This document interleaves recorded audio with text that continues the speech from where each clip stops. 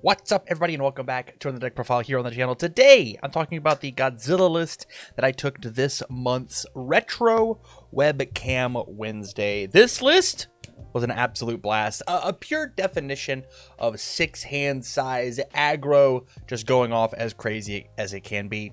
This list is not as optimized as it could be for Retro, but it's just what I had on hand. And so you're going to see a lot of this is, honestly, commons and uncommons from Retro, and then a bunch of heroic stuff, things from MHA 1 forwards. And so, Godzilla, 6-hand size, 34 health character, says spin a momentum to get pluses to your checks to attack or block. And then statically, all of your attacks get +3 damage. The first form, once per game, of commit, discard the cards, destroy both foundations. Not very effective inside of Retro. There's a lot more ways to counter and interact with that card ability. But all in all, good 6-hand size damage flow character. And so with that, let's jump into the deck. The first card that I want to talk about is just Crow and Frog Takedown. This deck is really interesting because it is a 4 high for 8 that doesn't count towards progressive. And so I play this one as the innocuous opener, and then no matter what else the next move is, I kind of got this one for free. And so with Godzilla's ability to let you string out multiple moves, they don't really want to block this one, which means that I can play this, then build, and then I've got momentum to continue on my turn afterwards. Or I play this, they take their 8 damage, and then they have to contend with the rest of what my turn looks like. And this one didn't count towards progressive. Up next, we've got the classic Chaos Attuned card, Determined Advance. 6 difficulty, yes. 6 mid for 9. Speed and damage can't be reduced below its printed, so it's always at least going to be a 6 for 6.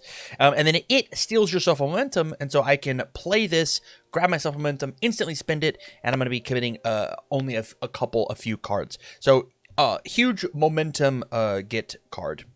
The next attack that I'm playing, true MVP of the day, was this Life Force Thread. 4 mid for 11 throw inside of Godzilla, and it says if it's not blocked, I also get a momentum very similar to what Determined Advance does. Truthfully, I kind of wish that I had swapped these ones out, -2 Chrome Frogs, +2 Life Force Threads, but both came up and both were useful inside of the thing. This one I just felt had much more of an impact on the game overall. Up next, I've got 4 Vast Hybrid Chimera Krakens. These are good in Standard and good in Retro. Commit, selectively freeze one of my rival's foundations, and also is an asset out, as well as if it is face up in your momentum, your moves get +2 speed, a thing that Godzilla doesn't necessarily get to do. From here, we've got Giant Ice Wall. This is essentially the Deception Dagger replacement of a 5 difficulty, 5 damage stun 2 move that can give stun to the next thing, but 9 times out of 10, you never want to spend the momentum to give things stun. You want to give it for +2 to our next check. It also randomly has a 2 high block and breaker, which is relevant sometimes. And the reason that we need that stun move is because we're playing Triple Walk the Dog, another stun move that gets very cheap depending on if my rival has committed cards. And so not only am I committing things with Giant Ice Wall, I'm committing them with Chimera Kraken, and I'm committing them if you attempt to block my Determined Advance a minimum on a 6. So they commit a bunch of resources here, and so I can play my Walk the Dogs, which become a 9 damage move late in my string. Very easy to play, especially with +2 to my check. And then the last attack in my deck, and the main reason I wanted to play this character this week, was just Frigid Heat Wave. If I've got 6 range cards in my discard pile, very easy to do, as every attack in my deck is ranged. That's right, even the good ones. These ones are all ranged. Draw 2 cards, which means that my moves, I get to not be a 6-hand size character anytime that I ever draw this card. I just want to play big, huge, long strings with pluses to my check and steal a momentum and so on and so forth. So from here, let's talk actions. Double City Rampage. This card, I don't like City Rampage because I'm a 6-hand size character, but this card says that I'm not a 6-hand size character. And so the more cards that I can play, the better. I'm not a 4x Rampage believer. I think that you should be playing significantly less. Easily could be like a 1 of this and then 1 of something like a Runaway or something along those lines. But I think Double City Rampage for just if we're playing a bunch of game 1s is totally okay. And then asset-wise, we're playing Double Battle Arena. This card is Pinnacle for the Godzilla deck. It is, if I've touched you, I get to get a momentum at the end of the turn, as well as response commit for +2 more to my check. Kind of the main reason that we like to play this character on Chaos at all is just Battle Arena does so much heavy lifting to the point of I almost wanted to put in at like a 3-up. I really wanted this card to exist in my list. From there, moving on to Foundations, we've got triple Award the Victor. If my attack hits you, I'm going to respond, flip, stack it on top of my deck. This is the reason that I wanted to play more copies of Life Force Thread, because if they block it, I'm allowed to stack it on top of my deck and still get the plus to my check. And if they don't block it, I will snag a momentum and then stack it on top of my deck, which feels incredibly potent. And the reason that that's so good is because we have access to things like long range support, which says after an attack deals damage, I get to draw a card and then discard a card. And so with Award the Victor, my attack hits, I stack it on top of my deck, I respond long range support, I then redraw and then discard. And I still have that +2 to my check, and I just redraw on this attack. So it's possible to just redraw this 11 damage throw that if they don't block, I get a momentum. This is such an incredible tactic, a two-card tactic, that you honestly, you always want to see it and /or the other half of the combo is just Horrifying Realization.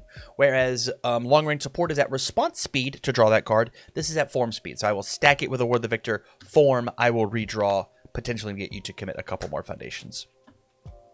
From there, next flow card we had was just double Strategic Meeting. Form speed, flip, reveal, attempt to get a free momentum. This is a 3-diff that is fighting for the spot of Award the Victor, and if you had to choose which one you're supposed to play, it's always Award the Victor 100% of the time. Truthfully, this card could have been something else. It's a flavor point at this point. Maybe a little bit of disruption could be inside the deck, but I didn't feel myself needing or wanting this card, and so a lot of time it got reviewed or discarded or blocked or whatever. From there, we've got 4 Fearsome Transformation. If I have momentum, flip, draw a card. Otherwise, it is flip, draw a card, then discard a card. This card is just more flow, especially tactically used with the Determined Advance. I play the Determined Advance, I get my momentum, I instantly get to play these on turn 2 to build up my stage and then go crazy with it. Up next, double History's Greatest Monster. If I play a 5 difficulty move, which all of my attacks are, some of my actions, I get to commit it and then re-ready it once per turn. This does include on block. And so this is just like a bonus foundation. The goal is I need to kill early, and so I need to juice as much leverage out of my foundations as I physically can. With things like True Identity, which is a 1-of. I drew a lot of this True Identity tonight. Probably could have been a 2-of if I was a little more consistent. Maybe it is slightly better than the Strategic Meeting at the 2-of there. First form is very important. I got to write a first form. Commit. My checks to play attacks get +1. It's basically half of Godzilla. I'm playing these big chunky moves, which eventually are going to start committing my stage. And this one pays for 1 the longer my string goes. Not a very good card early, but if I have a big long string, I want to do it, and that's the entire name of the game, is Godzilla wants to string out nice and big. But speaking of Godzilla, we've got Recovering Lost Treasures. This card is enhance flip, discard a card, shuffle a card from my discard pile back into my deck, whether it be a 6 check or if I need to draw more attack cards with the, I'll find them, with the Frigid Heat Waves, I could shuffle attacks back into my deck. My next check gets +2. So I'm trading, instead of trading a momentum for +2 to my check, I'm trading a card from my hand, but more than likely a foundation that I wasn't going to use to kill you. Anytime that I had these on my board, I felt like I was so teed up to kill you on turn 2. This card is so crazy. Up next, I've got 4 Inspiring Songs. It's kind of like Recovering Lost Treasures, but it's a 6 check, and it doesn't ask you to discard a card out of your hand or do the reshuffle, and it is either of our checks get +1 or -1. And so there was certainly a game tonight where I flipped this, gave my rival -1 of their check. They checked a 3, which meant it was a 2, which means they couldn't commit out everything and kill me. This card was super important in tonight's match. Up next, I've got the Azure Nightmare 1/6 3 high block. Says discard a card, re-ready it. Very similar to the Recovering Lost Treasures of trade this resource from my hand to become a resource on my board. Also, it's just a gnarly 6 check. Feels very good. A little bit of extra burn on stun to ask them not to do that. But again, I'm trying to juice as much out of my foundations as possible, and so I need to have big, heavy foundation re-readies, such as requesting assistance. If I have momentum, which is not a hard resource for me to just steal, flip this, ready a foundation that has not been ready this turn. And that includes some cool things like, we will find it, the History's Greatest Monster. And so I can take and commit History's Greatest Monster. I have momentum, flip and then re-ready it. I'll play a move which forces me to commit it. I'll respond and then re-ready it again. Very intelligent uses of requesting assistance in order to play things over and over and over again. And then our last foundation of the deck is just for Dreaming Becoming Whole. This is the better of the 2 0 diffs because it does not flip itself. It is just response once per turn. After I spend a momentum, which is the thing that I am inclined to do, I am allowed to re-ready it, playable, committed. And then it also, very similar to Inspiring Song, is spend a momentum +1 to my check, which was relevant tonight. It's +2 from Godzilla, +1 from Dreaming of Becoming Whole. I got hit with a breaker, which meant that I was allowed to actually pass my check. This card's very, very good. You absolutely should be playing it. And there you have it. There is the Godzilla list that I played tonight.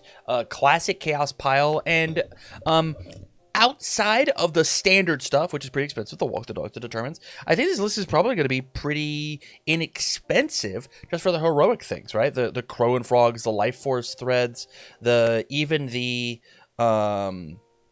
where are you? The Frigid Heatwaves. I think all of these cards are going to be relatively cheap to try and pick up, just because, you know, they are officially in retro. So with that, thank you much for watching this video. I do greatly appreciate it. If you like the deck, let me know down in the comments down below the things that you would potentially change, as well as go check out the run that I have over on YouTube as well. You can find that probably in the card at the very beginning of this video. So with that said, thank you much for watching, and as always, I wish you well.